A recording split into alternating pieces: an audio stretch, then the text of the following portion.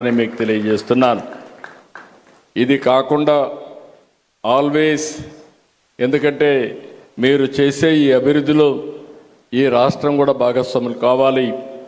అందుకే ఈరోజు పోలవరం పూర్తయిన తర్వాత అన్ని రాష్ట్రాల కంటే ఆంధ్రప్రదేశ్కు ఒక అడ్వాంటేజ్ ఉంది. గోదావరి కృష్ణ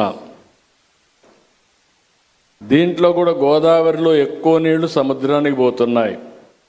ఆవరేజ్న 100 సంవత్సరాలు చూస్తే 2800 టీఎంసీ నీళ్లు సముద్రానికి పోతున్నాయి.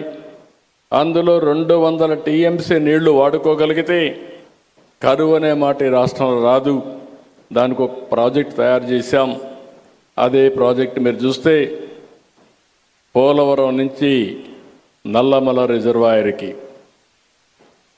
ఈ ప్రాజెక్ట్ని మీరు కానీ ఈ సంవత్సరం పూర్తి చేస్తే దాన్ని ముందుకు తీసుకెళ్ళి 3 సంవత్సరాల్లో పూర్తి చేయగలిగితే ఆంధ్రప్రదేశ్ రాష్ట్రానికి ఇది ఒక వరంగా తయారవుతుంది. రాయలసీమ కూడా సస్యశ్యామలం అవుతుంది. నీటి సమస్య పరిష్కారం అవుతుంది. ఇది ఏ రాష్ట్రానికి కూడా సంబంధించిన ప్రాజెక్టు కాదు. సముద్రం లేకపోయే మిగులు జలాలు వాడుకొని ఈ రాష్ట్రాన్ని అభివృద్ధి చేసి దేశ ఆర్థిక వ్యవస్థకు తోడ్పాటిచ్చే పరిస్థితి వస్తుంది. దీనికి సహకరించవలసిందిగా మేడం గారిని కోరుతున్నా. రెండోది మీరు ఒకసారి చూస్తే రాయలసీమ ఒకప్పుడు రాయలసీమ రాళ్లసీమగా మారిపోతుందని ఎడారిగా మారిపోతుందనే పరిస్థితికి వచ్చింది. తాగేదని కూడా నీళ్ళు లేని పరిస్థితి వచ్చాయి. ఇప్పుడిప్పుడే రికవర్ అయ్యే పరిస్థితి వచ్చింది.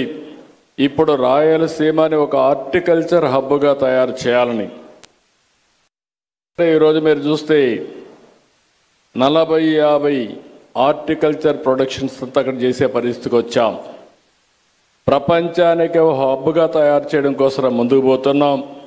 ఇక్కడ మేడం గారిని ఒకటే రిక్వెస్ట్ చేస్తున్నా, దీన్ని కానీ మీరు ముందుకు ఒకసారి ఆలోచించి సహకరిస్తే, కొద్ద ఫైనాన్షియల్ సహకరిస్తే ఇది ప్రపంచానికే గర్వకారణంగా పండ్లు ఎగుమతి, కూరగాయలు కానీ పండ్లు కానీ ఎగుమతి చేసే పరిస్థితి వస్తుంది.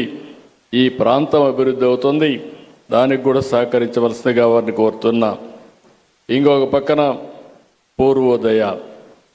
పూర్వోదయ ప్రాజెక్టు కింద ఈ 4-5 రాష్ట్రాలకు ఆర్థిక సహాయం చేయడానికి కేంద్ర మంత్రి గారు అనౌన్స్ చేశారు.